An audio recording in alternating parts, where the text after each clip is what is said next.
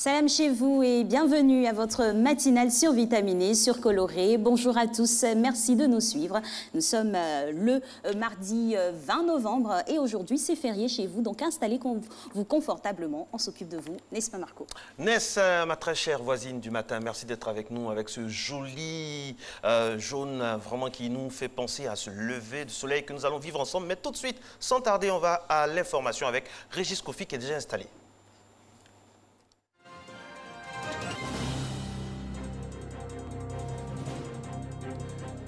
Madame, Monsieur, bonjour. Bienvenue dans cette édition. La communauté musulmane des Côtes d'Ivoire a célébré dans la nuit d'hier à aujourd'hui le Maoulid ou la naissance du prophète Mohammed.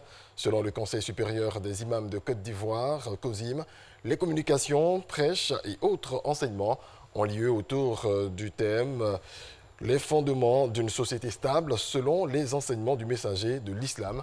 Le Maoulid, il faut le rappeler, se célèbre à la date du 12 de Rabi al-Awal, le 3e mois de l'année musulmane. Les accords de partenariat économique au cœur d'un atelier initié par le ministère de l'intégration africaine et des Ivoiriens de l'extérieur, un rendez-vous qui intervient au moment où la Côte d'Ivoire s'apprête à ouvrir 80% de son marché à l'Union européenne. 1155 produits sont concernés en 2019 et la mesure entre en vigueur à compter du 1er janvier 2019, effectivement. Francis Boifou. 10 ans après la signature de l'accord de partenariat économique APE, la Côte d'Ivoire va ouvrir en janvier 2019 80% de son marché à l'Union européenne UE. 1155 produits en provenance de l'UE seront exonérés de droits de douane. Pour les premières années, on a choisi de libéraliser des matières premières, des intrants pour les entreprises, en se disant au contraire, faisons-les venir moins chers, on les transforme ici pour rentrer dans la fabrication d'un produit. Les produits là ensuite peuvent être vendus dans la sous-région. Mais la préoccupation principale des opérateurs ivoiriens demeure l'invasion du marché ivoirien par les produits européens et leurs impacts sur l'économie nationale. En termes de baisse des recettes douanières, nos études ont montré qu'on arrive à un niveau, si on le ramenait à une moyenne annuelle, ça ferait dans l'ordre de 3 à 4 milliards par an. Pour un budget de l'ordre de 6 000 milliards, il est prévu dans l'accord que nous discutions avec le partenaire européen comment est-ce qu'une partie des recettes pourrait être compensée, à condition bien sûr de faire des réformes. Depuis 2008, les matières premières de la Côte d'Ivoire sont exportées vers l'UE sans droit de douane. Lorsqu'on a signé l'accord, on était grosso modo à 200 000 tonnes d'exportation de bananes. Aujourd'hui, on est à plus de 300 000 tonnes. Sans un accord comme l'APE, on ne serait pas compétitif par rapport aux bananes qui viennent d'Amérique latine. Grâce à l'accord de partenariat économique, lorsque les conserves de thon sont vendues en Europe, ne payent pas de droits de douane. En dehors de cet accord, les conserves seraient taxées à 20%. C'est pour expliquer les enjeux liés à l'application de l'APE intérimaire de la Côte d'Ivoire et surtout échanger autour des mécanismes mis en place pour protéger les entreprises que le ministère de l'intégration africaine et des Ivoiriens de l'extérieur a initié cette rencontre au plateau. C'est la première d'une série avant l'entrée en vigueur de la mesure en janvier 2019. Il sera bientôt possible de créer son entreprise en ligne sans se rendre au Centre de promotion des investissements en Côte d'Ivoire, CEPICI. C'est le secrétaire d'État auprès du Premier ministre chargé de la promotion de l'investissement privé, Essis Esmaël Emmanuel, qui a donné l'information. C'était lors du Press Club de l'Union nationale des journalistes de Côte d'Ivoire autour du thème « Amélioration de l'environnement des affaires et croissance économique en Côte d'Ivoire ». La dématérialisation des actes et services administratifs est donc une réalité. Les acteurs du logement social et durable ont organisé une table ronde à la mairie de Treichville sur le thème « Le logement abordable et durable dans la ville inclusive ».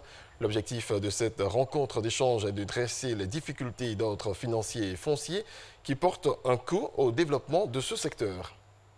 C'est la fin de ce journal. Merci à toutes et à tous de votre attention. On se retrouve à 6h30. A tout de suite, Régis Kofi. Merci à vous et à tout à l'heure. Alors Marco, connaissez-vous l'endorphine? L'endorphine, oui. L'endorphine, c'est ce qui permet d'être zen un peu, c'est ça? Ça nous permet dans une attitude zen et puis d'être cool, quoi. Je pense que c'est ça.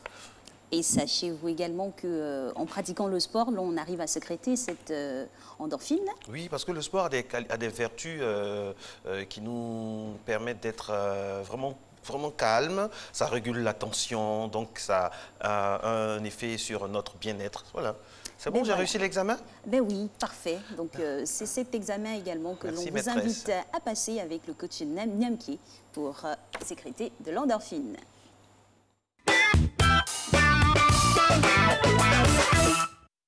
Bonjour, j'espère que vous allez bien. C'est Niamki toujours pour vous servir. Alors c'est un mardi aujourd'hui, on va faire une petite session, un enchaînement d'exercices. On fait 3 petits exercices, on va faire 2 répétitions, 6 répétitions et 10 répétitions 3 fois. Exercice très simple à faire. Donc vous avez un tapis devant votre tapis. On va juste se mettre debout, marcher avec les mains, revenir, redescendre, revenir et faire des mouvements en haut. On va ensemble. Donc premier exercice, on va juste essayer de toucher le sol, avancer avec les mains en position de pompe, se redresser 2 fois. D'accord? On part ensemble. 5, 4, 3, 2, 1. Allez, go. On avance. On revient. Une répétition, on repart. On remonte. Deuxième répétition, on court sur place 6 fois. Allez, 1, 2, 3, 4, 5, 6. 10 coups de genoux. 1, 2, 3, 4, 5, 6, 7, 8, 9 et 10. On repart. Une deuxième fois. On va faire le circuit 3 fois, je vous rappelle. Allez, go. On avance. On se redresse. On redescend. On se redresse. On repart 6 répétitions. 1, 2, 3, 4, 5, 6. Allez, coup de genou. 1, 2, 3, 4, 5, 6, 7, 10 répétitions. 9. Allez, une dernière fois. 5, 4, 3, 2, 1. Go. Une répétition, on repart. La deuxième. On court sur place une dernière fois. Allez, 1, 2, 3, 4, 5, 6, 7, 8 à 10, 9, 10. Je fais un coup de genou maintenant, c'est la dernière. Allez, 1, 2, 3, 4, 5, 6, 7, 8, 9. Les 10 derniers plus haut. 1, 2, 3, 4, 5, 6, 7, 8, 9 et 10. Parfait. Un circuit très simple à faire, au poids du corps toujours, pour vous permettre de brûler des calories, de transpirer. Vous pouvez le faire un peu partout, à n'importe quelle heure. Très très simple à faire, vous permettre de transpirer, d'éliminer du gras. Très important. J'aime bien vous pousser. Vous avez remarqué que souvent, j'augmente les répétitions. C'est fait exprès, c'est pour vous pousser à faire mieux. Prenez soin de vous, bonne journée. Je passe l'antenne à Marco et Alix. Au revoir. Merci coach, voilà, et puis aujourd'hui c'est férié, hein, donc vous avez toute la latitude de dégager les meubles du salon et puis franchement faire la séance jusqu'à la fin afin d'avoir le maximum d'endorphine, c'est ça. Et alors, être heureux, parce que l'endorphine fait partie de tout ce qui nous rend heureux.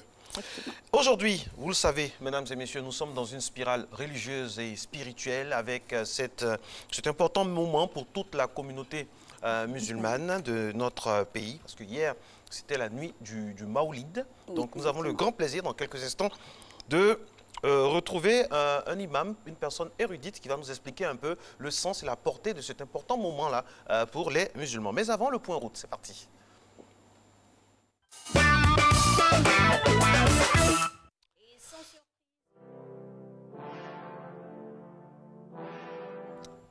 L'échangeur.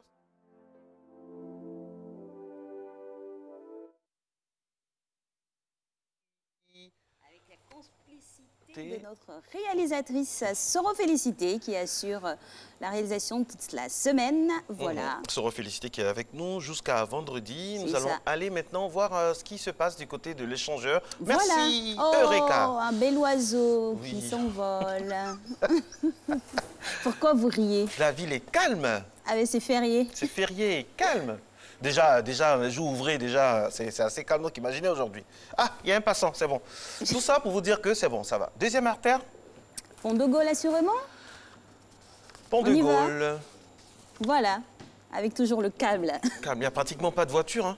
Pratiquement aucune voiture. Mais c'est pas plus mal, hein. Il faut en profiter, rester devant vos petits écrans, suivre Matin Bonheur avec un bon petit déjeuner, très important. Quid du boulevard Lagunaire maintenant? Est-ce qu'on a de la circulation? Oui. Ah, c'est rare. Hein. C'est rare. Sporadique. C'est sporadique. Et pour terminer? Boulevard Latrille. Boulevard Latrille. On roule, on roule, on roule. On Idem. va passer la deuxième, la troisième. Idem. Voilà, voilà c'est cela. Merci d'être en notre compagnie, mesdames et messieurs. Ce mardi 20 novembre 2018, nous allons recevoir maintenant Oustaz Dosso Mamadou. Avec lui, nous allons parler donc du Maolid de 2018. Son sens et portée de cette célébration dans une Côte d'Ivoire en quête de cohésion. Oustaz, bonjour. Bonjour, monsieur. Bonjour, Au nom de toute l'équipe, Bonjour. je vous souhaite la bienvenue ici, sur notre généreux. plateau. Merci de venir, alors qu'on sait que vous étiez en plein hier, mais Oui, vous avez jusqu'au enchaîné et veillé jusqu'au bout. Vraiment, merci d'être avec nous. Quel sens doit-on donner à ce moment très important pour l'islam en Côte d'Ivoire? Alhamdulillah. Allahumma salli wa sallim ala sayyidina Muhammadin wa ala alihi wa ashabihi at-tayyibin at-tahirin. Assalamu alaikum wa rahmatullahi wa barakatuh. En effet, le Maolid est la commémoration de l'anniversaire de notre prophète vénéré, Mohammed sallallahu alayhi wa sallam. Chaque année, le 12 du 3e mois du calendrier islamique, les musulmans se mettent ensemble, ont une idée pieuse pour ce grand homme, pour la meilleure créature qu'Allah nous a donnée sur terre. Voilà le sens de la commémoration de l'anniversaire du prophète Mohammed alayhi salam. Alors, Imam, en cette nuit, qu'est-ce qui meuble cette célébration? Qu'est-ce qu'on a là-dedans comme programme? Alors, il faut dire tout de suite qu'en Côte d'Ivoire, il y a un thème qui est, j'allais dire que la nuit est thématisée. Le prophète Mohammed sallallahu alayhi wa sallam est une société stable. Alors, en commémorant donc l'anniversaire de la naissance du prophète Mohammed alayhi salam, nous voulons nous inspirer de son modèle de vie pour faire de notre société une société stable, comme il a fait de la sienne une société stable pendant ses 63 ans de vie sur Terre. Voilà le sens de notre commémoration cette année. Alors, quand nous sommes en Côte d'Ivoire, ramenez à la Côte d'Ivoire, qu'est-ce que vous donnez comme conseil pratique ou bien qu'est-ce que vous avez donné comme conseil pratique aux musulmans pour que la société ivoirienne puisse s'appuyer également sur eux pour avancer? Alhamdulillah, question très pertinente. Quand on sait que le prophète a accepté toutes les différences lorsqu'il était dans la cité-État de Médine. En effet, le prophète, pour faire de la cité-État de Médine une société stable, il a rédigé une constitution qui prenait en compte les droits et devoirs des musulmans, des idolâtres, des juifs et des chrétiens. Voilà un modèle de vivre ensemble dont nous devons nous inspirer, musulmans et non-musulmans, pour vivre en bonne intelligence dans une Côte d'Ivoire multiconfessionnelle, multiculturelle et multiethnique. Dans la culture que l'on a de cette célébration, nous dit-on, découle d'innombrables avantages et, on va dire, bienfaits. On peut les citer? On peut citer parmi les bienfaits aujourd'hui le fait que plusieurs personnes parties de leur village y retournent à l'occasion de la fête du Maolid. Nous y retournons, c'est vrai, pour commémorer l'anniversaire de ce grand homme, mais deux, pour initier des projets de développement que nous entreprenons à l'occasion de cette grande fête. Et de trois, c'est l'occasion pour certains d'entre nous de revoir des parents qu'ils n'avaient pas vus depuis des années, parce que ceux-là même sont aussi dans d'autres villes, mais aussi sont toujours dans les villes qui sont nos origines. Voilà un peu d'autres avantages que nous lions à l'anniversaire, à la commémoration de l'anniversaire de la naissance du prophète Mohammed al-Salam.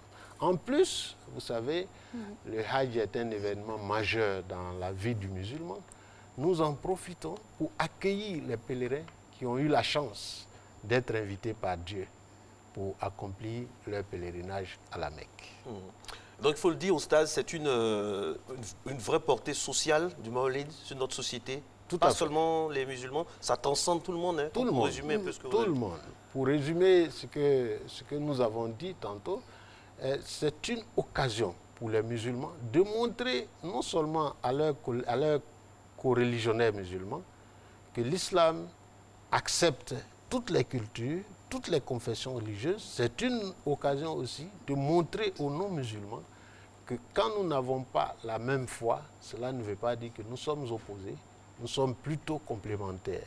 Aujourd'hui, nous constatons que dans une grande ville comme Abidjan, la Côte d'Ivoire étant un pays d'immigration, dans une grande ville comme Abidjan, les musulmans ont le droit, ont le devoir de tenir compte de la présence de leurs voisins non musulmans, ont le devoir de vivre avec leurs voisins, leurs camarades de travail, de vivre avec eux, même s'ils ne sont pas musulmans, en bonne intelligence. C'est le message que nous envoie essentiellement la commémoration de l'anniversaire du saint prophète Mohammed al-Salam. Alors, comme il est de coutume de voir pour d'autres célébrations musulmanes, par exemple Ramadan ou Tabaski, le partage avec les autres communautés. À cette occasion aussi, les autres communautés sont invitées à venir prier? Ah oui, tout à fait. Mais non seulement à venir prier, mais à venir partager un repas avec nous. Avec nous. Par exemple, aujourd'hui, je prends par exemple pour exemple mon village, Mankono. Vous voyez, lorsque nous finissons de veiller, le lendemain, nous faisons de grands plats auxquels tout le monde est invité pour venir partager. Mais il y a une spécificité à Mankono, c'est que nous pilons du riz cru auquel nous ajoutons un peu de sucre que nous distribuons à tous les enfants. J'ai mis du temps, personnellement, à savoir qu'il y avait une autre qualité de déguet. C'est ce que nous appelons chez nous le déguet. D'accord. Du riz pilé, le riz qui n'est pas cuit, on le pile, on le réduit en pâte et puis on lui ajoute du sucre qu'on distribue aux enfants. C'est ce que nous appelions déguet avant de découvrir qu'il y a un déguet au lait et au mil. Merci beaucoup, Oustaz. Merci. Il y a une leçon culinaire aussi à la fin. Nous saluons également tous ceux qui nous regardent du côté de Mankono. Voilà, on embrasse toute la famille là-bas. La famille Fofana, M. Fofana Mamadou, oui, à Paris et puis à Mankono, tous les Fofana du côté de Gagnon et tous les musulmans qui nous regardent et votre famille également qui nous regarde. Merci, Oustaz. Merci infiniment. C'est moi qui vous remercie. Merci. Encore une fois, bonne fête et j'espère que nous serons dans votre bateau pour vous allez nous inviter aussi. Inch'Allah. Nous sommes nombreux dans l'équipe, il n'y a pas de souci. On est 75. Il y a à manger pour tout le monde. Merci beaucoup. Bon repos à vous. La suite, Alix. Mais la suite, nous aurons bien sûr à converser avec monsieur Isaac Siaka, c'est dans quelques instants. Mais avant, nous partons pour un no comment. Découvrez.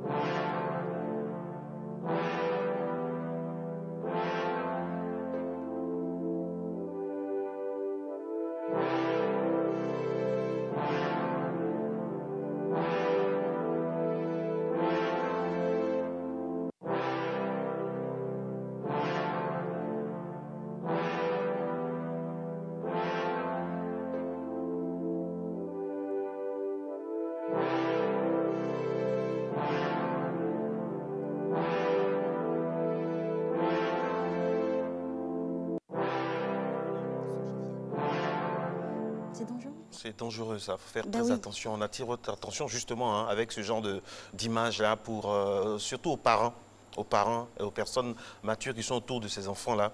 Voilà, pour que ces enfants puissent prendre conscience des risques. Ça, c'est du côté de Yopougon. Sogefia. Faire très attention. Un drame est vite arrivé, mais ce n'est pas ce qu'on souhaite à ces enfants-là. Merci d'être avec nous, mesdames et messieurs. Nous allons recevoir maintenant quelqu'un qui était en plein dans le Maolid, du côté de la mosquée d'Atoban, jusqu'à 3 h du matin. Mais cela ne l'empêche pas d'être avec nous ce matin. Monsieur Siaka, notre monsieur digital. Avec lui, nous allons parler d'Internet et des objets et usages Jingle.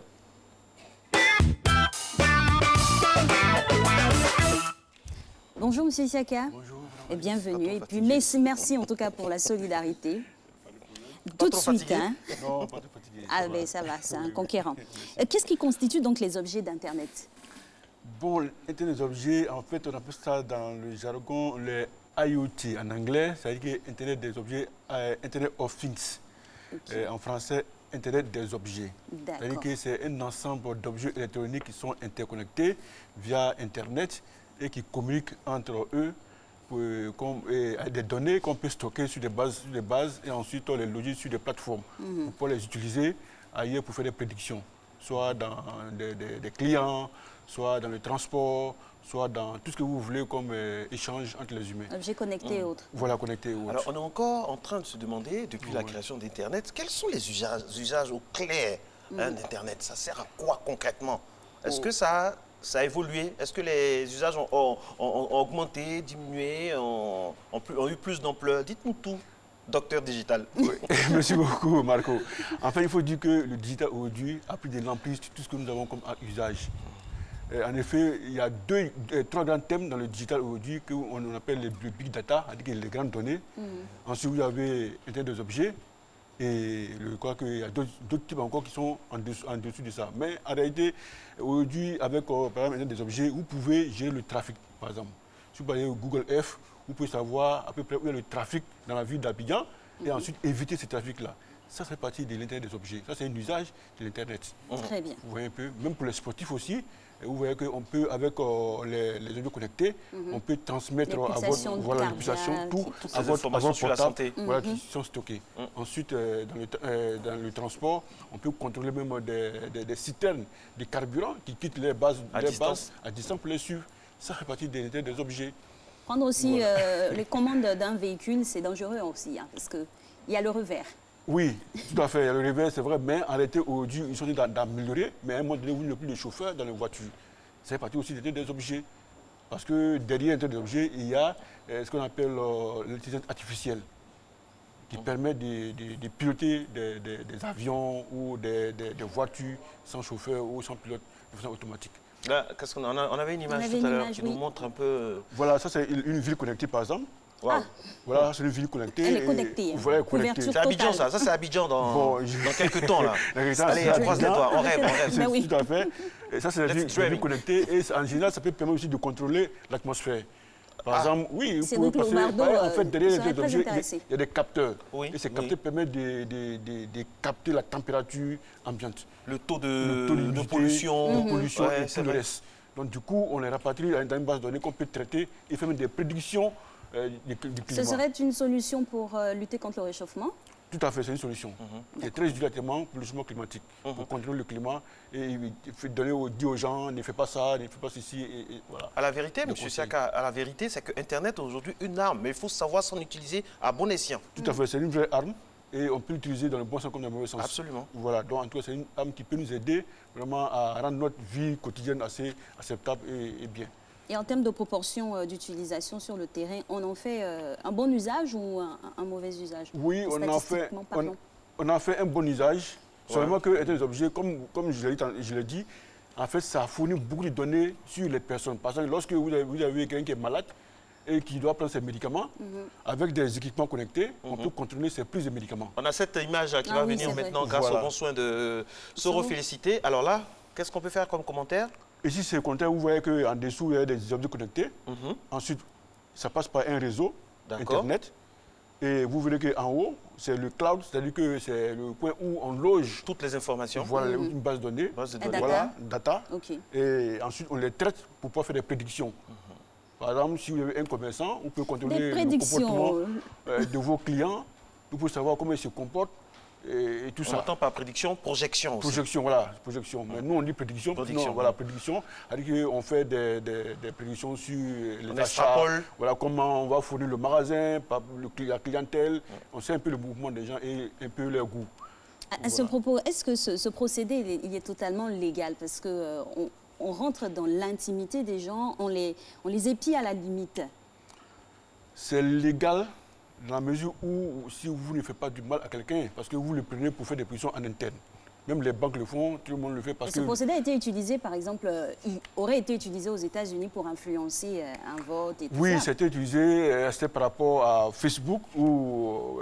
Mais il y a des garde-fous quand même. Il y a des garde-fous. La loi, comme on le dit, la loi a toujours prévu certaines choses. C'est-à-dire qu'il y a les données à caractère personnel sont vraiment contrôlées par chez nous, ces garde-fous-là sont respectés? Chez nous, c'est respecté. C'est garanti, hein? C'est garanti. D'accord. Au quotidien, c'est respecté. C'est respecté au quotidien. Mais quand il y a une fuite, qu'est-ce qu'on fait? Mais lorsqu'il y a une fuite, bon, on porte plainte et bon, le droit prend le relais.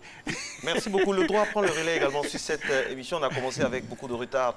On est désolé de laisser maintenant notre Isaac Siaka, le maître du digital sur RT1 Matin Bonheur. Merci beaucoup. On va vous laisser le soin d'aller maintenant vous reposer. Merci et nous beaucoup. allons aller dans une autre dimension de cette émission, mesdames et messieurs. Merci d'être avec nous en ce 20 novembre. 20 novembre, pratiquement un mois de Noël. Ça passe vite, ça passe vite, ça passe vite. Et on est très heureux d'être avec vous.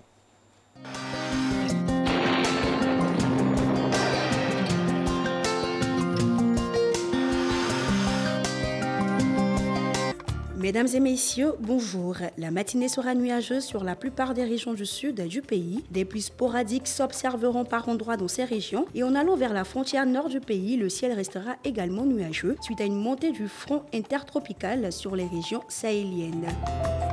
Pour les températures de la matinée, la maximale sera de 25 degrés, elle s'observera à Abidjan, 24 degrés à Adiaké, 23 degrés la minimale à Bondoukou, à Boaké et à Daloa, 24 degrés à Dimbokro et à Gagnoa, 22 degrés à Korogo et à Mont, 22 degrés aussi à Odiéné, 23 à San Pedro, 24 à Sassandra, enfin 23 degrés à Tabou et Yamoussoukro.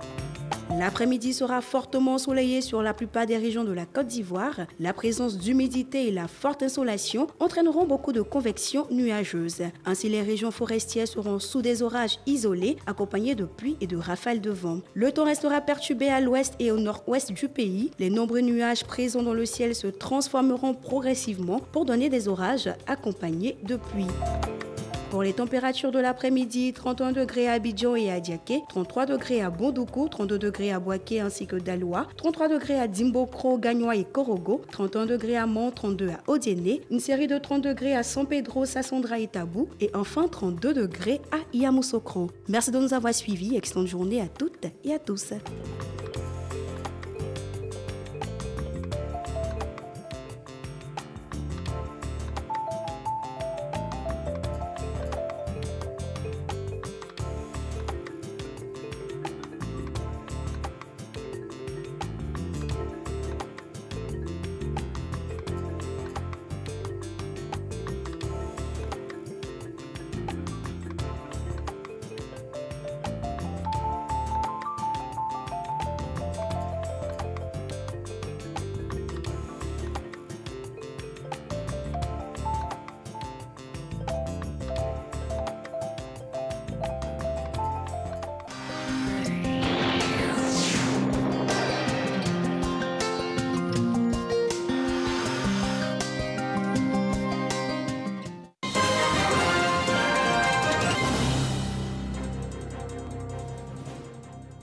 Retour de l'actualité, cette fois consacrée à l'Afrique. Madame, monsieur, bonjour et bienvenue.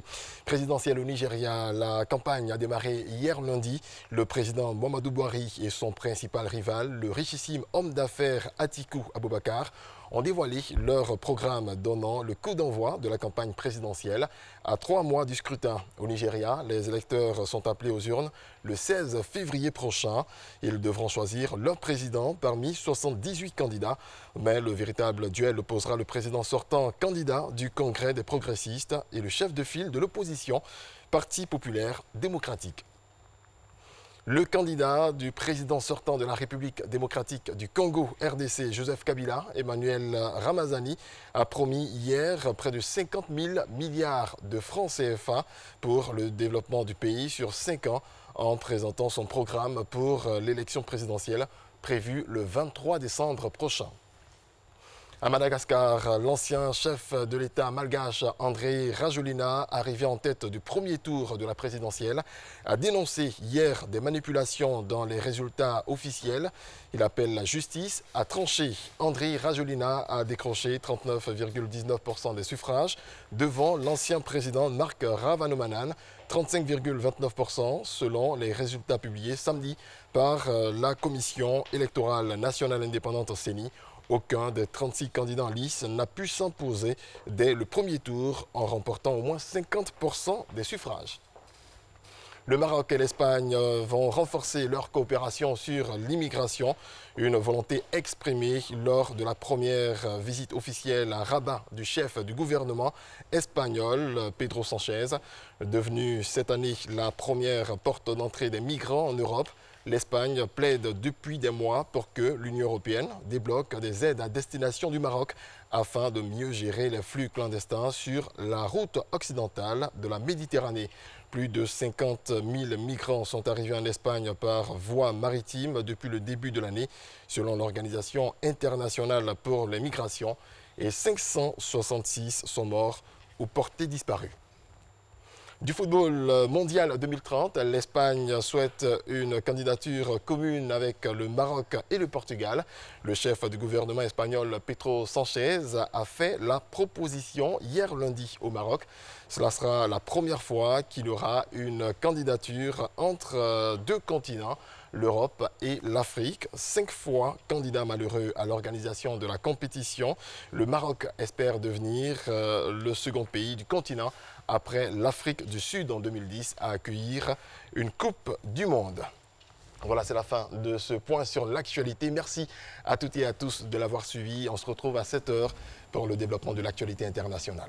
Effectivement, à tout à l'heure, Régis Kofi. Et sans toute forme de transition, nous recevons bien sûr notre partenaire privilégié pour la matinale et aussi partenaire de votre environnement, Anaged, avec son conseiller technique, Monsieur Nadro. Bonjour à vous. Bonjour, Bonjour Monsieur Nadro, vous allez bien? Bonne Bonne fête de Maolid à vous et à votre entourage. Merci. Alors Monsieur le conseiller technique, de plus en plus on parle de centres de transfert, centres de groupage. Les Ivoiriens peut-être ne sont pas trop habitués à ce nouveau lexique, ce nouveau jargon. Qu'est-ce que cela recouvre sincèrement, profondément? Merci. Je voudrais d'abord préciser que pour la gestion des déchets, il existe plusieurs maillons. La pré-collecte, qui est le premier maillon. Ensuite, la collecte, la valorisation des déchets et finalement l'enfouissement. Alors, au niveau de chaque maillon, il y a un type d'ouvrage. Il y a un type d'ouvrage qui est utilisé. Et tous ces ouvrages n'ont pas forcément de décharge. Parce qu'une décharge, c'est un type de stockage final des déchets. Mais on a aussi des ouvrages qu'on appelle des ouvrages de transit. Et ces deux ouvrages se rencontrent dans le premier maillon, qui est la pré-collecte, et le deuxième maillon, qui est la collecte. Alors, revenons à la pré-collecte. Dans la pré-collecte, vous avez des jeunes gens qui prennent les ordures dans les ménages, on les appelle les pré-collecteurs, et ils les déposent sur un site qu'on appelle le centre de groupage. Ce centre de groupage, c'est une plateforme autour de laquelle il y a un certain nombre de coffres. Et c'est dans ces coffres que les déchets sont déposés. Et ils sont supposés passer moins de 24 heures sur ces sites. Supposés, pourquoi? Ils sont supposés parce qu'il peut arriver des défaillances au niveau des opérateurs. Mais je pense que maintenant, ce sont des choses qui vont plus arriver. Un souvenir lointain. On a de nouveaux opérateurs. On prend beaucoup d'engagement ici. Voilà. Ça, c'est le premier type d'ouvrage. Alors, il faut dire que les sites sur lesquels sont faits ces ouvrages sont des sites imperméabilisés. Et il n'y a pratiquement pas d'odeur. Ces genres d'ouvrages, vous les trouvez au niveau en face du camp Agban et exactement aussi aux eaux. Mais quand vous passez devant ces ouvrages, vous ne vous pincez pas les narines, il n'y a aucune odeur. Il n'y a aucune odeur. Ça, c'est le premier type d'ouvrage.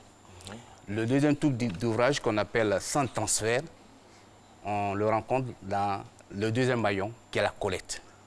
C'est-à-dire que des camions comme ce que vous voyez actuellement, tout blanc qui circule à travers la ville, collecte des ordures et se rend sur un site qui n'est pas très éloigné, ce qui permet de faire facilement des rotations.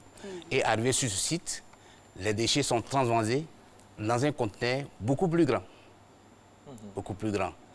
Et les dispositions sont également prises sur ces genres de sites pour ne pas qu'on ait des nuisances, qu'on ait des impacts. Donc on sent que la donnée, là on est passé de la pré-collecte à la collecte. Oui. Et quand on vous écoute, quand on écoute votre développement, on sent que la donnée environnementale, la donnée protection vraiment des populations est très prise en compte. Tout à fait. Parce que vous rendre sur ces genres d'ouvrages, notamment le sang transfert, et vous pouvez manger sans vous gêner, il n'y aura aucun problème. Ah oui. Parce que toutes les dispositions sont prises. Il n'y a pratiquement pas de déchets à terre, parce que quand les camions arrivent, ils transvasent dans un conteneur plus grand et cela se fait directement. Le conteneur est fermé, donc pas de contact avec le sol. Le lixivia, il n'en existe pratiquement pas. Et disons que toutes les garanties sont données aux riverains. En tout cas, un circuit qui rassure. Qui rassure. Un appel à l'endroit des populations qui habitent à ces différents endroits? Oui, justement, je voulais dire aux populations que c'est vrai, nous gardons un mauvais souvenir de la décharge d'Akodo, parce que pendant plus de 50 ans, la population a dû subir des nuisances. Oui. Ça, tout le monde le sait. Mais l'État a pris aujourd'hui des dispositions pour ne pas créer les mêmes situations.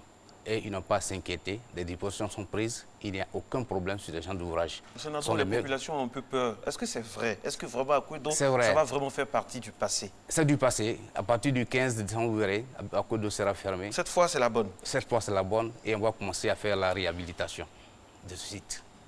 Et la réhabilitation, justement, ça va constituer... Pardon?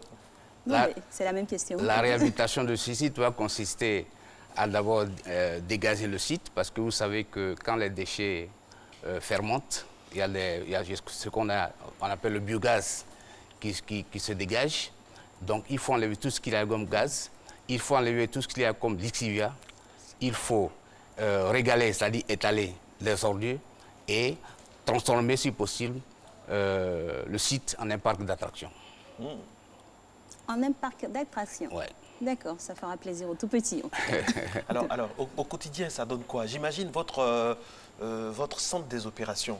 C'est pas évident parce que ce qu'on voit à Abidjan, c'est novateur. Hein. On a des cars, on a des camions, on a, je sais pas, on connaît pas le lexique, mais voilà, on voit. Et ce qui me plaît moi dedans et toute l'équipe avec, c'est que ce sont des jeunes Ivoiriens qui travaillent dans de bonnes conditions. On sent que ce sont des gens protégés.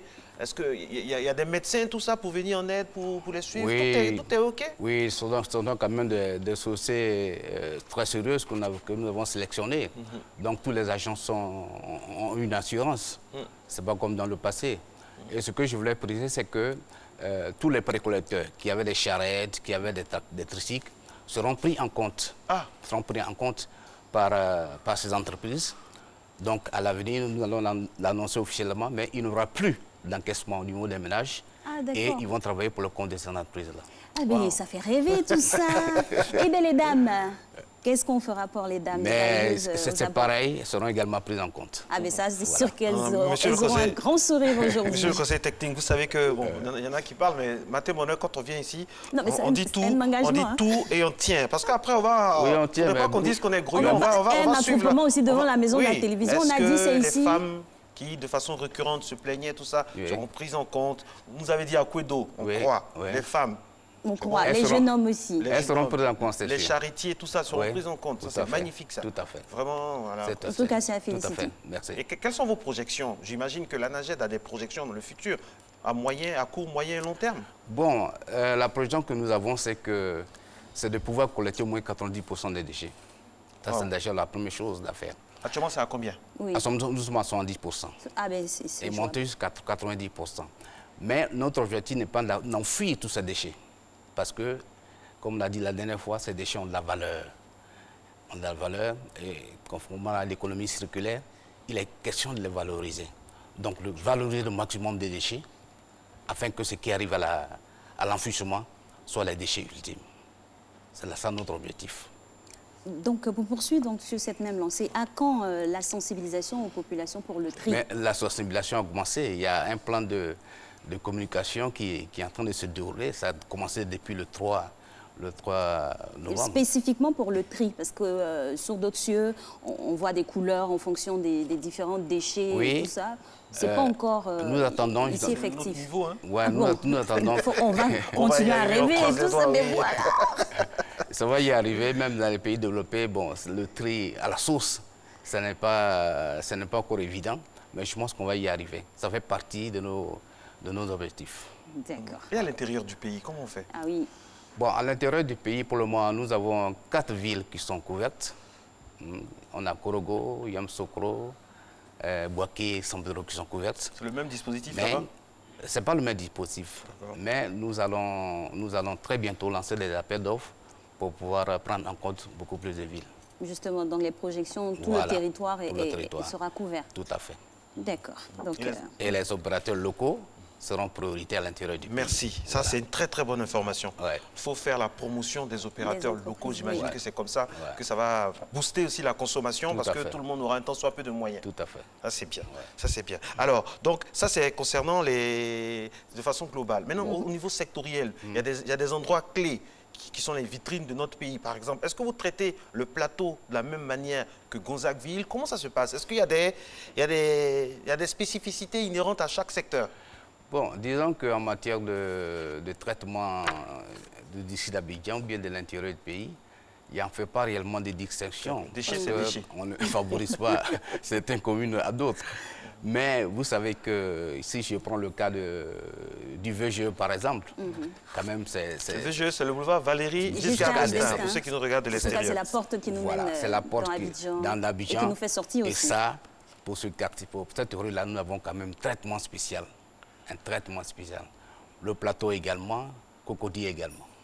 Voilà. On ne fera pas de jaloux, tout le monde sera logé à la même enseigne, Tout mais à fait. un cran au-dessus pour les vitrines. Voilà, tout à fait. D'accord. Alors, Alix, on a une question par rapport aux mentalités. Comment amener les ménages à adhérer à ce nouveau process quand on sait que les enfants et servantes sont ceux qui ont plus tendance à jeter des ordures? Alors, il y a un souci de sensibilisation. C'est ça, déjà, c'est pour ça déjà que vous êtes là. C'est une préoccupation. C'est une préoccupation parce que ce qui fait la faiblesse de notre pays, c'est un peu ça.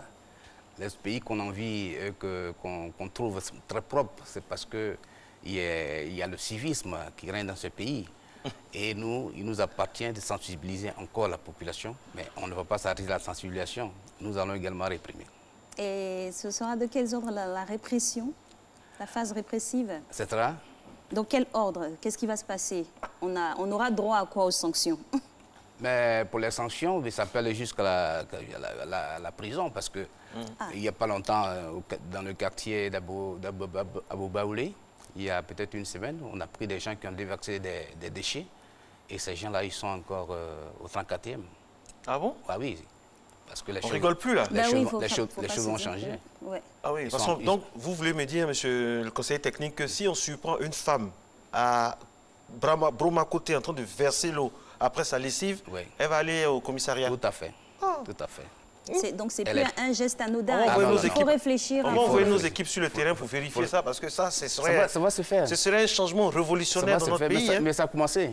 Ah bon? Oui, je vais vous prendre l'exemple du 34e qui a arrêté des individus qui sont allés déverser des déchets dans le village d'Abou Baoulé. Et actuellement, ils sont derrière les barreaux. Donc, comme on le dit à Abidjan, il y a plus, on ne peut pas déverser et puis il n'y aura rien. Hein. Il y a quelque chose. Il y a ceux qui jettent par les voitures, là, des gens responsables. Hein. Parfois, on dit que ce sont des personnes qui n'ont pas assez de moyens, mais il y a des gens qui sont dans des grosses cylindrées, qui jettent donc par-dessus. Voilà. Est-ce qu'on peut prendre l'immatriculation, même si c'est une immatriculation jaune, et la personne va payer une amende? Tout à fait. C'est possible? C'est pareil. Jaune, hein? Jaune, hein? Pourquoi vous souriez? Vous avez peur? Non, mais ce n'est pas les véhicules, ceux qui sont dans les véhicules d'État qui le font souvent. Souvent, mais il peut arriver. Monsieur le conseiller. Mais s'il arrive... L'homme, c'est l'homme. Monsieur le conseiller, vous savez que... Mais s'ils le font, ils vont subir les mêmes sanctions, ça c'est sûr. D'accord. Mais pourquoi votre voix est un peu bizarre quand vous dites ça? Vous n'êtes pas un peu... Voilà, quoi. Ils seront sanctionnés comme tout le monde. Voilà, on n'entend pas bien, vous entendez bien. Oui. Il n'y a pas de souci. Tout le monde est logé à la même enseigne. À la même enseigne, c'est un pays de droit. Merci beaucoup à vous, monsieur Nandro. Merci pour tout ce que vous faites pour vos soldats de la salubrité, de la défense de l'environnement sur le terrain. Et puis on salue également toute votre équipe. Et puis vraiment, bon courage, c'est le moins qu'on puisse vous dire. Merci infiniment. Merci. Alix, la suite. Mais la suite, nous partirons bien sûr pour rencontrer notre deuxième Isaac de la journée, c'est Isaac Dosso dans les matins d'Isaac. Tingle.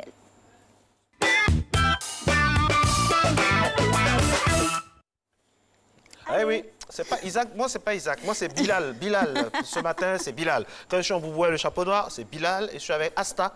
Nous sommes ce matin pour parler donc de matin bonheur à la sauce Maolid et on est de tout cœur avec tous ceux qui ont veillé, veillé hier. Hein, notamment Isaac, c'est sûr qu'il a veillé, mais il est à son poste ce matin. Il est à son poste, c'est chef de département. On va établir la liaison.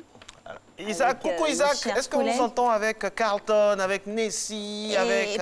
Précis Nessie. Nessie devait faire le passe-partout aujourd'hui, mais bon. Précis, tout ça. Est-ce qu'on a la liaison? Ok, on a des soucis techniques avec nos amis de Radio Côte d'Ivoire, mais tout va bien. Sachez, mesdames et messieurs, que nous sommes aujourd'hui le mardi 20 novembre 2018. On est très heureux d'être en votre compagnie. Nous sommes aujourd'hui, donc, on célèbre, on souhaite un joyeux anniversaire à monsieur Adama Koné, ministre de l'économie et des finances. Eh oui, on a trouvé la date. Happy birthday. Joyeux anniversaire à vous, monsieur le ministre. Voilà son image. Qui apparaît maintenant. Voilà, on a cherché les anniversaires. Il est ministre de l'économie. Oui, ministre de l'économie et des finances. C'est sûr que la fête sera belle. Adama Koné, qui a le même patronyme qu'un grand journaliste du groupe RTI. Voilà, mais lui, c'est le ministre de l'économie et des finances que nous saluons. Ensuite, nous avons quoi encore comme info? Et autre anniversaire aussi au niveau international, nous avons Jérôme Alonso, footballeur. Il est né le 20 novembre 1972. Voilà, gardien de but qui est maintenant consultant sur une chaîne internationale. Jérôme Alonso qui a par ailleurs joué dans l'équipe du Paris Saint-Germain, si je ne me trompe. Et puis 20 novembre 1925 également, Robert Kennedy, homme politique américain. Illustration, oui, Robert Kennedy, voilà. Donc, cette grande famille Kennedy, la dynastie des Kennedy. Absolument. Ils sont prêts du côté du plateau, au cœur du plateau, cette magnifique commune de notre capitale, avec les matins d'Isaac. On croise les doigts. Techniquement, on est avec vous. Allez, Isaac, ça va bien la famille? Ben voilà. Précis n'est pas là. Ici, le police même, là-bas, le police même, il est payé dans ça même. Oui. Ah bon, tu t'es amené. Ouais, mais bientôt, on va passer à cette phase. Ah, bah, vous êtes derrière. Pour l'instant, on explique aux gens. Tu sais, les Ivoiriens, ils ont un niveau de compréhension un peu plus avancé que... enfin, les Ivoiriens, un peu plus avancé que les Nigériens. Ah bon? On n'a pas besoin de... Donc ici, on prend le temps d'expliquer d'abord. On explique. On commence par expliquer. On explique trop ici. Il faut taper un peu. Non. C'est très important. D'accord. Tout à l'heure, donc, de façon assez spéciale, hein, donc français, ce n'est pas François, des expressions bien de chez nous, pour ceux qui ne sont pas ivoiriens et qui écoutent la radio ou qui regardent la télévision. On dit bonjour Marcelin, bonjour Alix, je vais très bien, merci. Bonjour à tous les téléspectateurs de RTI 1. Bienvenue dans les matins d'Isaac. Bonjour aux auditeurs qui sont en notre compagnie depuis 6 heures. Bonjour Yann. Bonjour Isaac, bonjour Marcelin, bonjour Alix. Bonjour à Carlton. Bonjour Marceline, bonjour Alix au pays du bonheur. Bon, au pays du bonheur. Vous avez bien pu constater l'une donc de nos chroniqueuses est en mission à l'étranger. Elle est en quête d'affairage. Donc, elle va vous ramener des infos bien croustillantes aujourd'hui. Nous sommes le 20 novembre, donc journée mondiale des droits des enfants. C'est très important. C'est vrai que de nombreux enfants continuent de vendre des papiers, du papier mouchoir ou jetable dans les maquis que tu fréquentes, les vélodromes et autres, ou même de l'eau. Pourtant, ils ont le droit à l'éducation, ils ont le droit à ceci, à cela. D'abord, rester dans la maquis, c'est pas bon. Bien des droits, d'accord. Aujourd'hui, de façon exceptionnelle, Marcelin, Alix et amis téléspectateurs, on va s'arrêter sur quelques expressions parce que les enfants ont droit à l'éducation. Alors, si vous n'êtes pas ivoirien, que vous regardez la télévision de Côte d'Ivoire, en Côte d'Ivoire, pour savoir parler ivoirien, j'ai envie de dire ça comme ça, il faut comprendre certaines expressions. Alors, vous entendez des Ivoiriens dire « piment brûle, mais asticot vit dedans ». Ça signifie quoi, Carlton? Piment brûle. Mais asticot vit dedans. On va dire des trucs bizarres dans la télévision ici. Bon, on va dire, on ne sait jamais. Bon, tu peux trouver. C'est comme dans l'hôtel. Ça brûle, mais les filles dedans. Hôtel Papo Rouja. Ah oui, toi tu es en train de dire en fait que dans les couloirs des hôtels, on entend, parce que tout le monde mange du piment. Ça brûle, mais on est d'accord. Non, ça n'a rien à voir. Il faut comprendre par piment brûle, mais asticot vit dedans, qu'il faut savoir s'adapter à son environnement. Purement et simplement. Il faut savoir s'adapter à son environnement. C'est ce que tu as dit. Voilà. C'est sûr. Dans le coupé décalé, là je me tourne vers Yann. D'ailleurs, Arafat recrute des danseuses La vie privée. Non, Arafat recrute des danseuses. Tu as le profil, donc la coiffure qui va avec. Mais est-ce que je l'ai pas? Est-ce que je l'ai pas? Demain 15h. Ouais, demain 15h. À la rue Sinistre. Voilà. Mais est-ce que je l'ai pas? Tu sais, tu maîtrises toutes les chansons d'Arafat. Enfin, tu arrives à les chanter, à débiter tout ce qu'il sort là. Tu as la coiffure qui va avec, le format aussi. Reste plus qu'à faire quelque part. Alors Yann, si tu n'as pas peur, tu n'as pas le courage. Oui. Qu'est-ce que tu comprends par cette expression ivoirienne? Ça me renvoie vers le Wara Boss de la Wara Family. Wow. Je salue le président de la République. Je salue le ministre de la communication. Ça n'a rien à voir avec les... Je salue la directrice de Fréquence 2.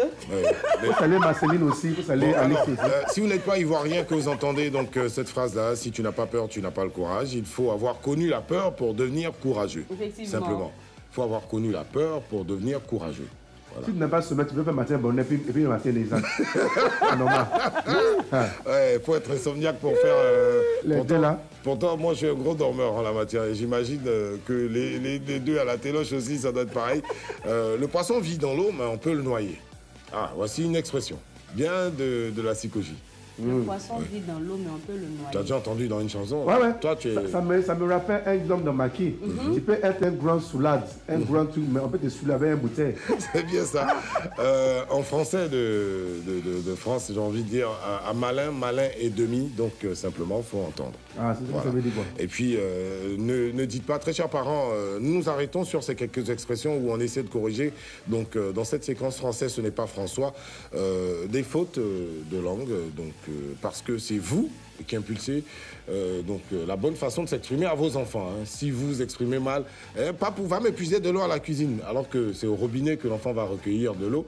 En fait, au robinet, on ne puise pas de l'eau parce que ce n'est pas un puits, mais on va plutôt recueillir de l'eau, simplement. Voilà. Donc il est hyper important de transmettre des valeurs à vos enfants et de tenir compte. Envoie-moi la soupière.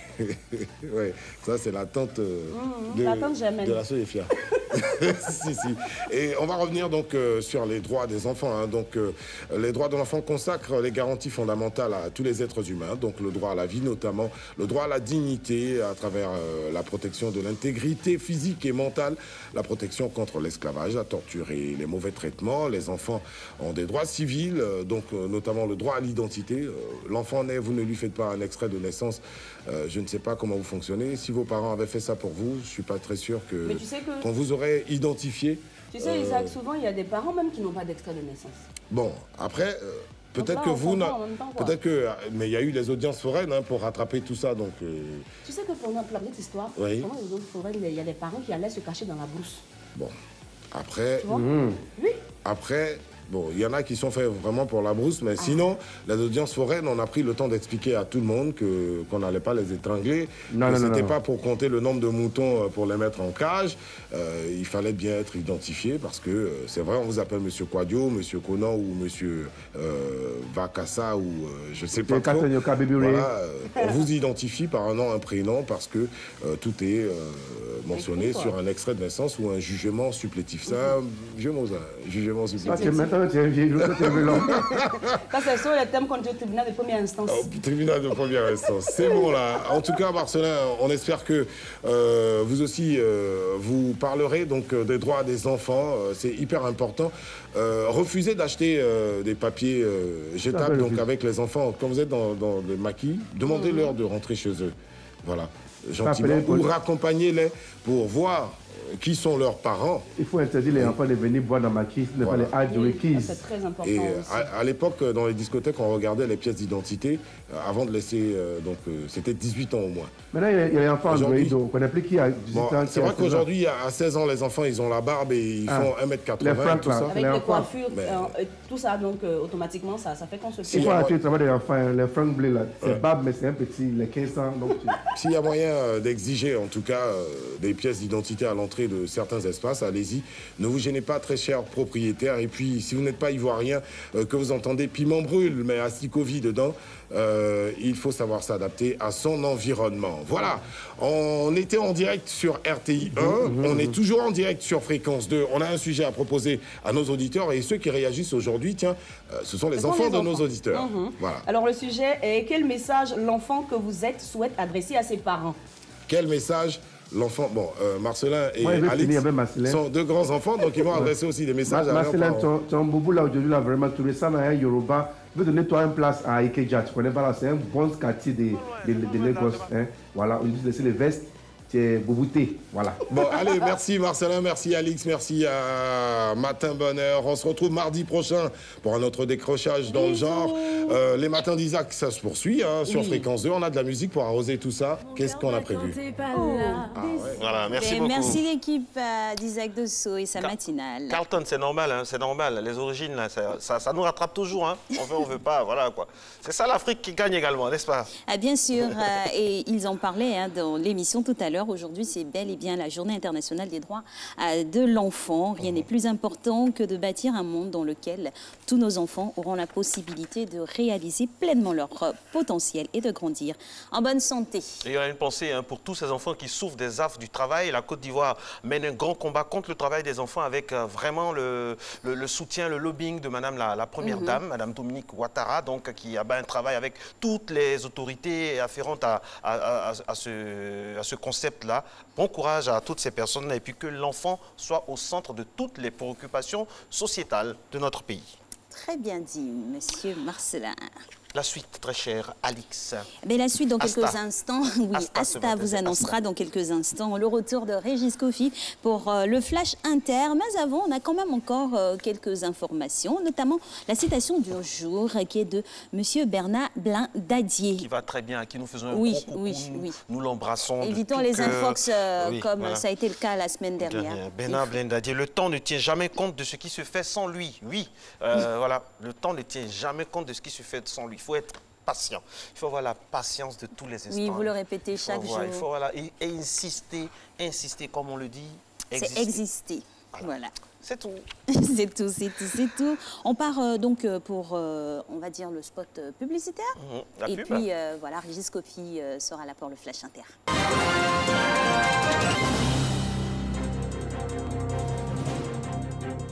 Bonjour à toutes et à tous, merci de nous rejoindre dans l'actualité internationale. On démarre au Venezuela.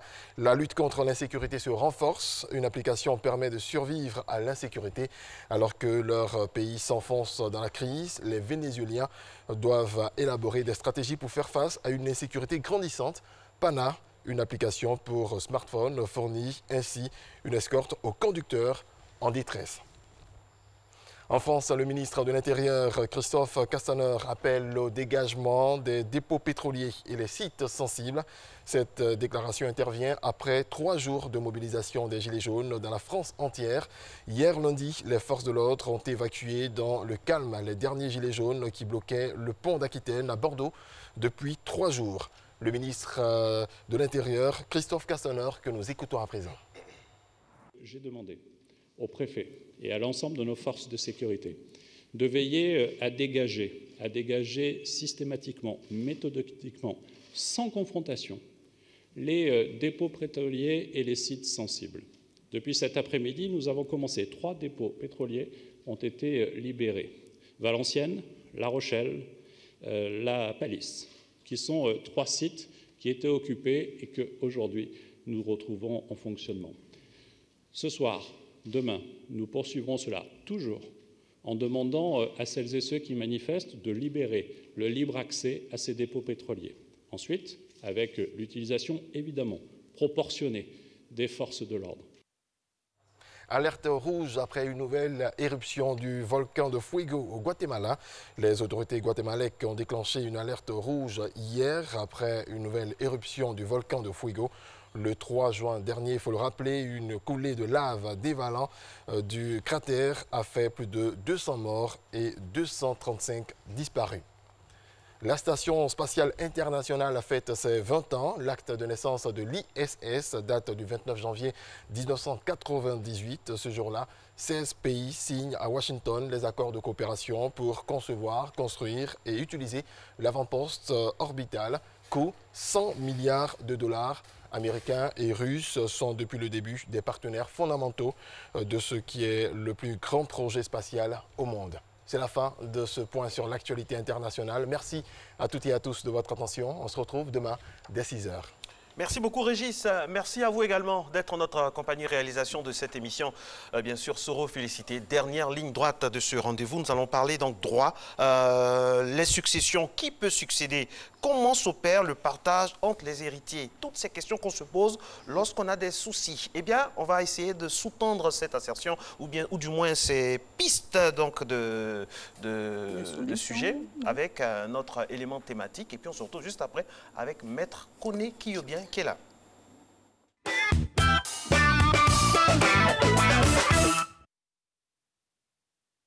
En droit, l'héritage est la transmission d'un patrimoine d'une personne à sa mort à une autre personne.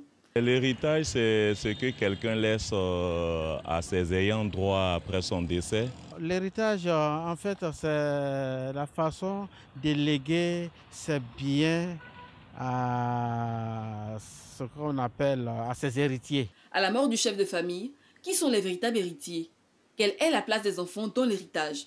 Une équation à plusieurs inconnues pour la famille endeuillée. Pour moi, l'héritage doit revenir obligatoirement aux enfants.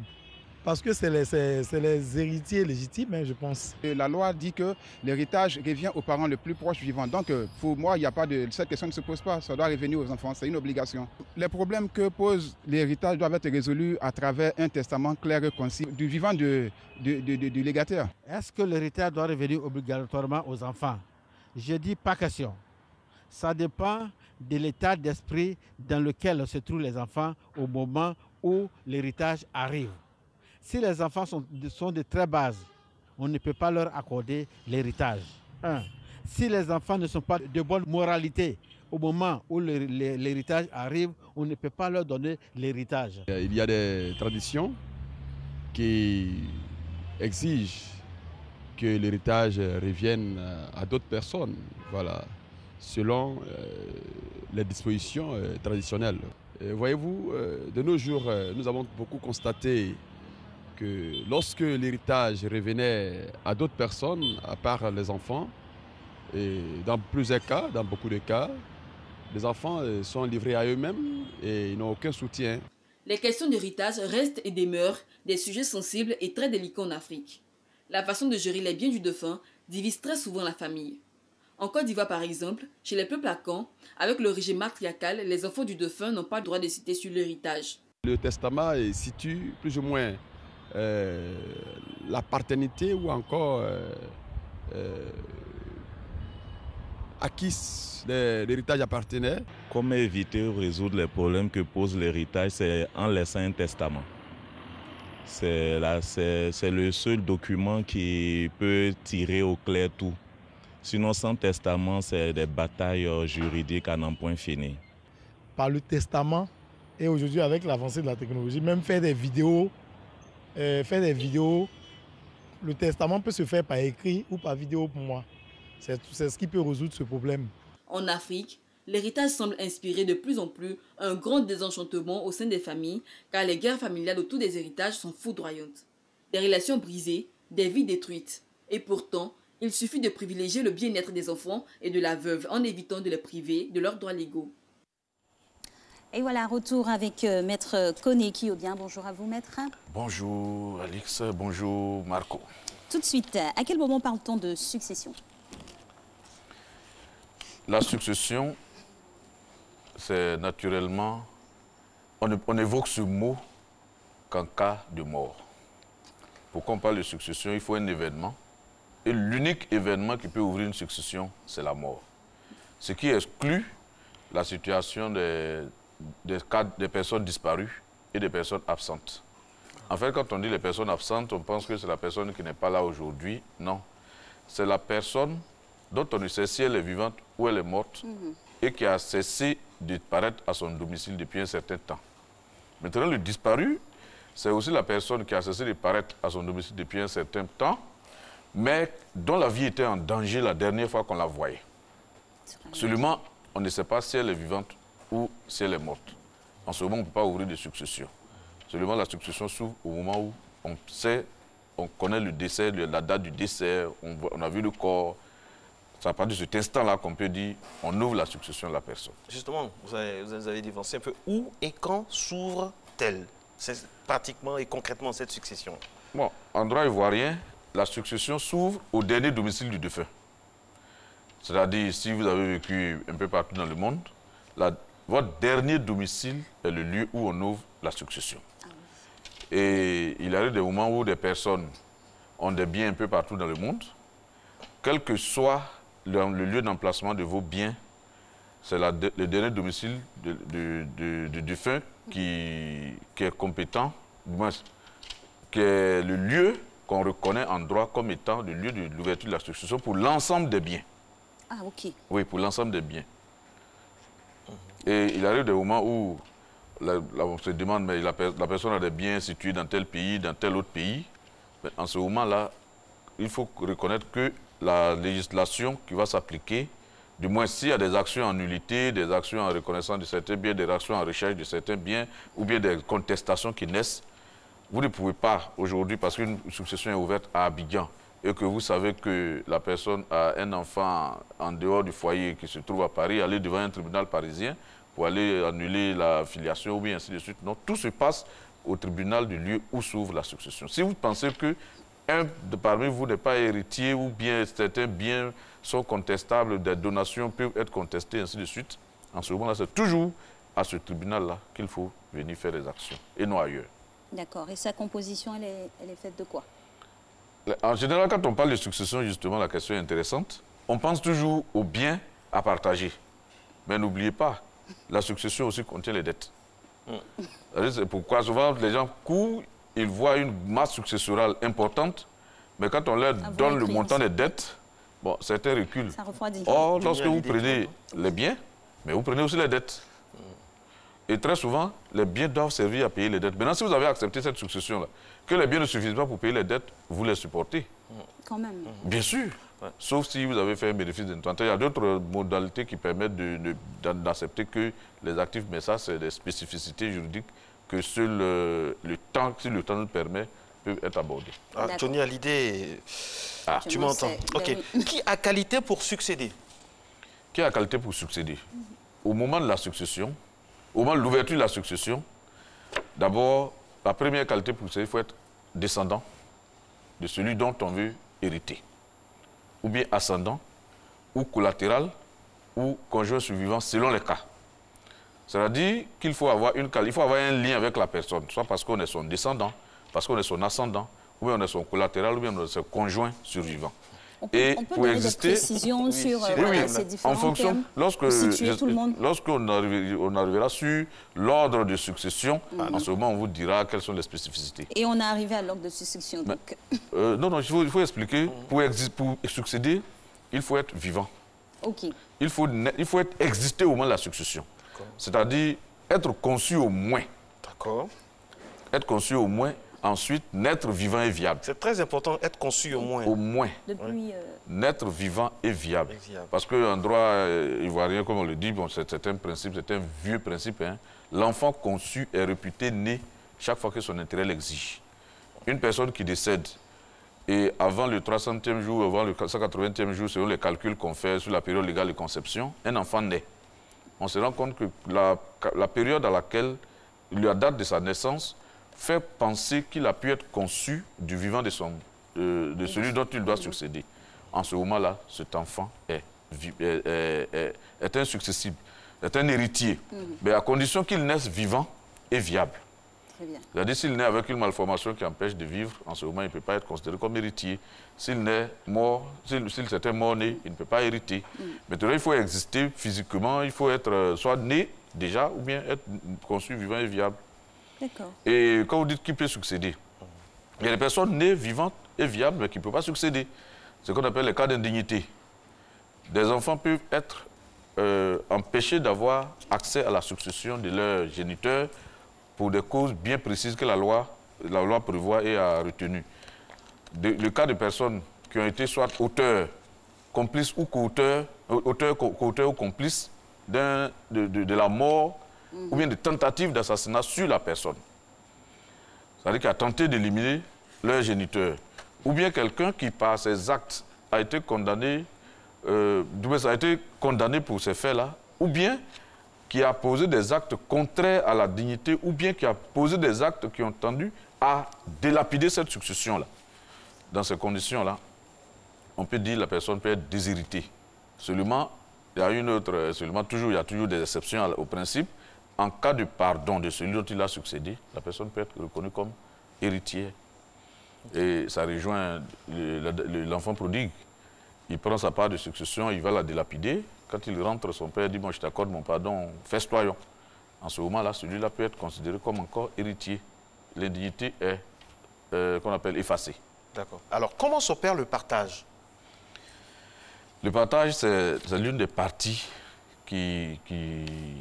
où il faut faire des calculs. Mais très souvent, ne vous en faites pas, ce n'est pas des calculs très, très difficiles. Première possibilité, celui qui décède, qui laisse des enfants. En ce moment, les enfants, c'est-à-dire, je veux dire les descendants, requièrent 100% de l'héritage. Et à défaut d'enfants, il laisse des ascendants. L'héritage est déféré aux ascendants et aux collatéraux. Quand on dit ascendants et collatéraux, père et mère, frères et sœurs. 50% pour les pères et mères, 50% pour les frères et sœurs. À défaut de frères et sœurs, 75% vont au père et mère, et c'est en ce moment-là que le conjoint survivant apparaît avec 25%. C'est-à-dire quelqu'un qui décède. Il a des enfants, plus personne ne vient à la succession en dehors de ses enfants. Il n'a pas d'enfants. Ses pères et mères sont là, ses frères et sœurs. 50% vont au père et mère, 50% vont aux frères et sœurs. L'épouse n'a rien. Et ou l'époux n'a rien. Ça peut être ou la l'époux femme n'a rien, aussi, oui, c'est bien dit. Ouais. Ou l'époux n'a rien. Généralement, les garçons, ils partent avant. On est en droit, ça, donc... c'est général. Oui, le droit le conjoint survivant, voilà. on dit le conjoint survivant. Merci beaucoup. Le conjoint survivant n'a rien. Le sexe n'intervient pas. Maintenant, la personne n'a ni enfant, ni père et mère, mais a des frères et sœurs. 75% vont au père et mère. La personne n'a pas de frères et sœurs, ses parents sont là et son conjoint survivant. 75% vont au père et mère, c'est 25% qui va au conjoint survivant. Et si la personne n'a pas de conjoint, une personne qui est décédée sans avoir eu de conjoint, 100% vont au père et aux mères, ou bien à celui des pères et mères qui est encore vivant. Ou bien la personne n'a ni père, ni mère, ni enfant, ni frère, ni sœur. 50% vont au conjoint survivant et 50% vont aux autres ascendants, c'est-à-dire les oncles et les tantes de la lignée paternelle et de la lignée maternelle. C'est-à-dire la succession est divisée en deux. Une partie va au conjoint survivant, la deuxième partie va aux oncles et tantes. 25% du côté de la lignée paternelle, 25% à la lignée maternelle. Wow. Et s'il n'y a pas de conjoint survivant, 100% va être toute la succession va être dévolue aux ascendants. Les ascendants côté père vont prendre 50%. Vous voyez que les spécificités sont telles que, si on veut les expliquer, on dit père sont latins. Seulement, dans les cas pratiques, on fait les calculs et on essaie de les adapter comme en mathématiques à la situation qui est présente. Mais on dira encore, il y a des moments où les frères et sœurs sont prédécédés, leurs enfants viendront en représentation, ou bien les oncles et tantes sont prédécédés, les enfants sont... Il y a tellement de spécificités. Ce qui fait qu'en Côte d'Ivoire, il y a toujours, selon notre législation, vous ne verrez pas une succession où il n'y a personne du tout. Très bien. Or, quand ça arrive, bon, la succession est dévolue à l'État. Okay. Or, dans tous les cas, on trouvera toujours quelqu'un pour hériter, parce qu'il faut remonter jusqu'au 12e degré. Hein. C'est-à-dire on descend jusqu'à... Wow. Justement, c'est après ça qu'on dit, bon, il n'y a plus personne, la personne n'a personne. Et or, en Afrique, on sait, on a toujours un parent éloigné quelque part. Tonton, la tantine, forcément. D'accord. Est-on obligé de partager toujours? Oui, on est obligé de partager parce que la loi nous dit, nul n'est obligé d'être maintenu dans l'indivision. Excusez. Nul n'est obligé d'être contraint de demeurer dans l'indivision. Et le partage peut toujours provoquer, même si vous êtes sans héritier, qu'un seul veut qu'on partage, on partage. Absolument. Mais il se trouve au moment où on commence à partager, on se rend compte qu'il y a des biens qui sont cachés ou bien des problèmes apparaissent. La loi donne l'autorisation de suspendre le partage pour une période de 5 ans, renouvelable. En ce moment, on suspend le partage, on s'arrange à sécuriser la succession. Sur 5 années, on peut la confier à quelqu'un pour la gérer, c'est en ce moment-là que j'appelle le 13e degré de successible. C'est-à-dire quelqu'un qui était éloigné de la succession, qui est à son cabinet, et un jour il reçoit une partie des héritiers qui dit « nous ne nous entendons pas avec les autres ». L'autre groupe arrive, ne nous entendons pas, on dit « bon, écoutez, on vous désigne pour partager cette succession-là, suivez mon regard ». Et les entités ne s'entendent pas. Ils ne s'entendent pas, ils ne s'entendent pas. 10 ans, 20 ans, la succession n'est pas ouverte, mais il y a quelqu'un qui la gère et il y a quelqu'un qui reçoit les fruits. Il y a quelqu'un dans cette gestion-là qui n'a pas envie qu'on s'entende. Et chaque fin de mois, lui, il est payé grassement. Et chaque année, il voyage sur le dos de la succession des héritiers qui ne s'entendent pas. Donc, il y a une catégorie de praticiens du droit qui sont qualifiés, qui sont reconnus pour cela, très souvent, qui vivent sur le dos des héritiers qui ne s'entendent pas et très souvent même activent ces mésententes. Et quand les tensions sont faites, il faut que les gens comprennent. Quand vous ne vous entendez pas, quelqu'un profite à votre place. Et c'est biblique. Lorsque les héritiers du royaume tournent le dos au père, ben c'est les personnes qui ne sont pas concernées par ce royaume-là qui viendront hériter, naturellement. Et donc, quand les gens ne s'entendent pas, quand les héritiers ne s'entendent pas, quelqu'un en profite, forcément. Parce que la nature a horreur du vide. Si vous ne voulez pas prendre, comme on le dit, quelqu'un devra prendre. Si vous laissez, quelqu'un prendre. Alors, Maître, il est dans tous les registres, quoi. Donc, maintenant, il se trouve que souvent, dans le cadre du partage, en cas de contestation, on saisit le tribunal pour désigner une personne, comme je l'ai dit, qui va sécuriser la succession, en attendant que les personnes s'entendent. Et quand la succession... Maintenant, dans le partage, les biens ne sont pas logés à la même enseigne. Lorsque vous partagez, s'il y a des biens meubles, on peut les attribuer. On peut dire, bon, tel prend la voiture, tel autre, il va prendre le climatiseur, bon, pas le climatiseur, tel autre, il va prendre telle autre voiture. Mais les immeubles, on ne les attribue pas. En général, la loi impose de les céder et d'en partager le prix. Parce que très souvent, quelle que soit la nature de l'identité de maison, à moins d'avoir 2 villas jumelées, vous ne pouvez pas avoir 2 maisons de même capacité. Maintenant, de même standing, effectivement. Merci pour le mot. Mais il arrive le moment aussi où des personnes peuvent s'entendre pour dire, bon, moi je prends tel, je prends tel. On ne peut pas leur en vouloir, c'est leur volonté. Mais seulement, il ne faudrait pas que ce partage-là lèse l'une des parties. Ou bien quelqu'un, parmi les héritiers, l'un vit dans une des maisons. Au moment du partage, il dit, bon, moi, j'ai déjà eu pour moi. Mais non. Si vous êtes locataire de la maison, si vous vivez dans cette maison-là, vous êtes locataire. Au moment du partage, on verra. Si la maison devait produire des loyers, c'est combien vous auriez réuni. Bien sûr. Mais en ce moment, lui aussi, il peut dire, mais pendant que la maison était là, elle n'était pas louée, c'est moi qui l'ai entretenue, c'est moi qui ai réparé le plafond. Lorsqu'on verrait la maison était délabrée, on dirait, monsieur, faites votre point, ou bien madame, faites votre point. Ah oui, hein. Faites votre point et on verra si ce que vous avez encaissé, ce qui devait être encaissé est supérieur ou égal, ainsi de suite, à ce que vous avez mis pour conserver le bien.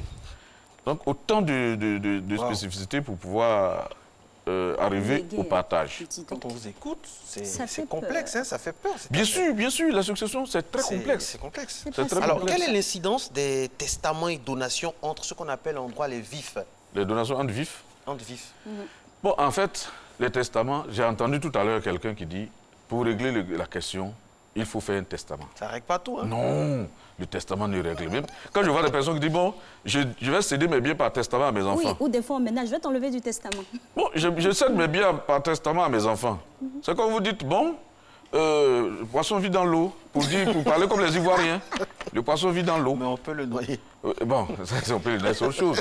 Mais quand la loi déjà vous dit, si vous avez des enfants, ils sont d'office héritiers. D'office. Mais quelle histoire d'aller reconnaître déjà ce qui est d'office? Oui, je fais mon testament, ça fait, bon, c'est vrai, ça fait beau, ça fait classe, ça fait civilisé. Ça n'a pas de valeur juridique? Oui, pardon? Ça n'a pas une valeur juridique? Si, c'est une valeur juridique, mais quand vous cédez par testament, mais la loi vous dit que même sans testament, ils sont héritiers. Donc vous n'inventez rien. Et donc, et là encore, et la loi va plus loin. Si vous avez des enfants, vous pouvez céder par testament certains de vos biens. Mais si vous avez des enfants, vous ne pouvez pas céder au-delà du quart de vos biens.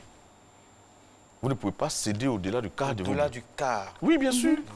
Maintenant, si vous n'avez pas d'enfants, que vous avez des frères et sœurs, vous ne pouvez pas céder par testament au-delà de la moitié de vos biens. Donc, celui qui fait son testament, en général, les testaments valent pour quoi? Pour permettre de donner des biens à des personnes à qui la loi ne reconnaît pas la qualité d'héritier. Ah, ok. Vous voyez? C'est ça, en fait, quand on dit les donations, c'est les dons. Vous faites un don. De votre vivant, vous faites un don à quelqu'un qui est déjà vivant, qui est aussi vivant. Ça s'appelle les donations entre vifs. Ou bien vous décidez de donner à quelqu'un, mais ce don ne prendra effet qu'à votre mort. C'est un testament. Donc vous donnez de votre vivant, mais ce don ne pourra avoir d'effet qu'à votre mort. C'est ça le testament. Et donc le testament, on ne peut pas donner plus du quart du bien de vos biens lorsque vous avez des enfants. Comme par exemple, vous avez un ami de longue date, ou bien vous avez un enfant que vous voulez aider, ainsi de suite. Vous donnez un certain nombre de vos biens de votre vivant, dans votre testament. À la lecture du testament, on se rend compte que ce que vous avez donné est 75% de la masse successorale. Maintenant, on va réduire à la portion que la loi détermine, c'est-à-dire on lui donnera les 25% et le reste reviendra dans la masse successorale. Tout à l'heure, il y a un détail sur lequel je dois revenir, que je n'ai pas abordé. Le cas de l'enfant né hors mariage. Les enfants qui naissent hors mariage, il y en a deux, il y en a plusieurs. Soit l'enfant naît avant le mariage, c'est un héritier de plein droit de son auteur, soit l'enfant est adultérin. Apatrie ou amatrie? Apatrie ou amatrie, c'est tout comme. Pour le cas de l'enfant adultérin apatrie, c'est-à-dire l'enfant du fait de commerce adultérin du père, tant que sa filiation est maintenue, il est autant héritier que les autres. Mais l'épouse ou les autres héritiers peuvent demander l'annulation de la filiation. Et une fois, je disais ici que je plaidais en son temps, nous nous battions pour que tous les enfants soient reconnus au même pied d'égalité, parce que l'enfant, lui, subit un fait dont il n'a pas auteur. Et puis, il y a le cas aussi du conjoint survivant. Vous avez remarqué, très souvent, on pense que le conjoint survivant hérite de l'autre. Il n'hérite pas. Le conjoint survivant n'hérite pas. La femme ou l'épouse, l'épouse ou l'époux n'hérite pas de l'autre conjoint. Sauf dans des cas bien précis. Vous voyez le rang auquel ce conjoint survivant vient. En dernière position. Et on se rend compte qu'aujourd'hui, cette loi, c'est une loi de 64. Est-ce qu'aujourd'hui, on doit encore continuer à regarder le conjoint survivant de cette façon? Très souvent, des personnes se battent avec leur conjoint, on s'assaigne, on met tout. Et maintenant, au dernier moment, la personne n'a pas d'enfant. Et puis bon, on dit, bon, la moitié des biens vont à un tel, et puis bon, 25% à l'épouse ou à l'époux, ça ne fait pas intéressant. Et aussi à les ascendants. Très souvent, les personnes qui décèdent, et les ascendants sont exclus lorsqu'il y a des enfants, même à bas âge. Et très souvent, quand je dis très souvent, en général, c'est ce qu'on constate. L'épouse vient, du fait de ce qu'est l'administration légale des biens de ses enfants, le père et la mère sont ignorés. Or, voyez un fonctionnaire qui décède après seulement 5 ans d'exercice, ses enfants sont à bas âge, son épouse récupère ce qu'elle peut récupérer, et le père et la mère qui sont saignés pour que cette personne-là devienne ce qu'elle est, ne peuvent même pas avoir. Ce qu'elles font, on ne les empêche même de s'approcher de la maison. Parce que l'épouse étant l'administrateur légal des biens des enfants, les conjoints suivants, ça c'est vraiment des doléances. La situation de l'épouse, la situation des ascendants et la situation des enfants adultérins apatrés, il faut vraiment revoir leur cas pour qu'il y ait au moins un partage équitable au moment de la succession. Parce que vous voyez, quelle frustration on peut avoir été le fils de son père, avoir grandi dans la maison de son père et au dernier moment on dit, monsieur, ou bien madame, mademoiselle, vous ne pouvez plus faire partie de ceux qui peuvent être reconnus comme héritiers. C'est frustrant. Ou bien l'épouse, on dit, bon madame, comme il n'y a pas d'enfant, vous prenez tel pourcentage et puis tout le reste va aux ascendants. Ou bien on dit aux ascendants, bon écoutez, il y a un enfant, même s'il est à bas âge, c'est l'épouse qui va gérer ses biens. Monsieur, madame, vous n'avez plus rien à y voir. Et ça, c'est très frustrant. C'est des choses qu'il faut chercher à modifier. Par exemple, de 64 à aujourd'hui, beaucoup d'eau a coulé sous les ponts. Bien sûr, donc il faut repenser cette loi-là, la refaire, pourquoi pas. Absolument, absolument, absolument. Oui. Merci beaucoup. La société a changé et puis je vais terminer avec cette information, tout le monde le sait, hein, l'acteur Benny Hill, l'acteur humoristique britannique, qui a légué toute sa fortune colossale à son chien. Bon, ça c'est la législation qui permet, mais chez nous, vous ne pouvez pas... Ça ne peut pas arriver chez nous, il y a toujours quelqu'un... Même à quelqu'un qui n'a pas la qualité d'héritier, selon la situation qui se présente, vous ne pouvez pas lui léguer plus de... On peut récupérer les biens chez la Chisa. Ah bon? Pardon? C'est quoi? Ok, non, le débat se poursuit ici, mais nous, on vous rend l'antenne. Merci d'être resté dans notre compagnie et surtout, bon férié, bon prolongement du Maolid à toutes et à tous. Ciao, ciao. Le ministère de l'Assainissement et de la Salubrité à travers la Najed vous a présenté Matin Bonheur. Ayons un comportement éco-citoyen. La propreté, c'est l'affaire de tous.